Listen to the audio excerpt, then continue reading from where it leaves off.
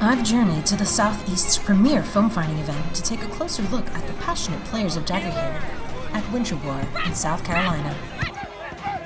It's kind of like we played Lord of the Rings. Like, we have foam weapons, you get to dress up in like medieval clothes. So I watched the movie Role Models and I didn't know it was a real thing. And so I was like, oh, it'd be real cool if that was real. And so I Googled it up and then drove 2 hours south to the local chapter we have, Albion, and started from there.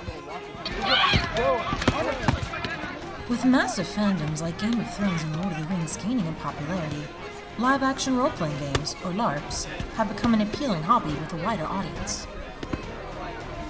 I participate in this because I really just enjoy the fighting aspect of it. Where else do you get to be in a melee that's hundreds of people strong where the cops aren't immediately summoned?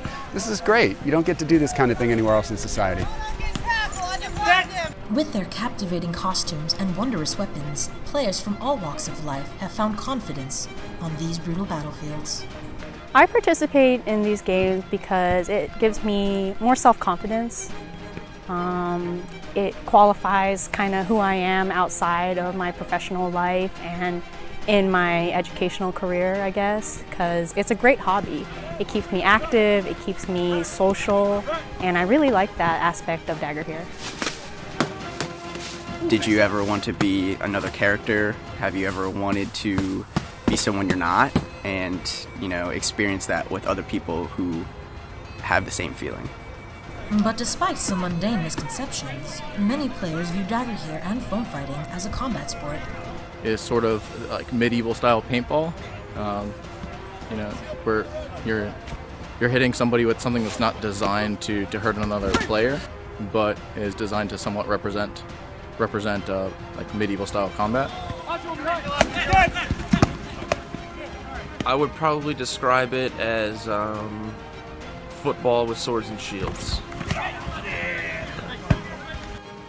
It's an alternative outlet in terms of like a sport, but that skill cap to be essentially what we would consider the best fighter is a very hard thing to reach. However, unlike many sports and physically demanding hobbies, women are equal participants on the same field of battle. So being a small girl, it's definitely intimidating getting out there on the field where you have these huge dudes in armor and they've got these huge weapons they're swinging. That's definitely something to get over, and I definitely have overcome it, and I'm now getting out there more and being a lot more confident. One is the idea that women are weak. Women are not weak. No, I'm not that little person in that mold that you put me in. I'm actually bigger than that, and I can take you down. Yeah, it can suck to get hit really hard, but we earned it. We earned it, and we're here to stay, we're here to fight, and we're going to show the guys what we can do, because we are sassy and classy, and we are on fire. And while the fights are fun, it's ultimately the camaraderie and kinship that keeps players voyaging back to this, their second home. The war games, to me, I know it's a lot of fighting and stuff like that, but to me it's like family. Well, obviously. Okay, so my favorite memory is meeting my husband here. Honestly, probably meeting my wife through the game. That was probably one of the happiest things that ever happened to me, that Dagorhir brought to me. So, for me, it's the most amazing community I've ever been a part of. I've met so many people from all over the place, including people local who are some of my closest friends. It is an inclusive group that doesn't matter who you are, what sexuality, what race. We don't judge. We come out there, we play our war game, and we include you to have fun with us. If you're nerdy and you love people and you like to dress up and you want to whack people, Dagorhir is your thing. The most I enjoy about war games is definitely the sword fighting.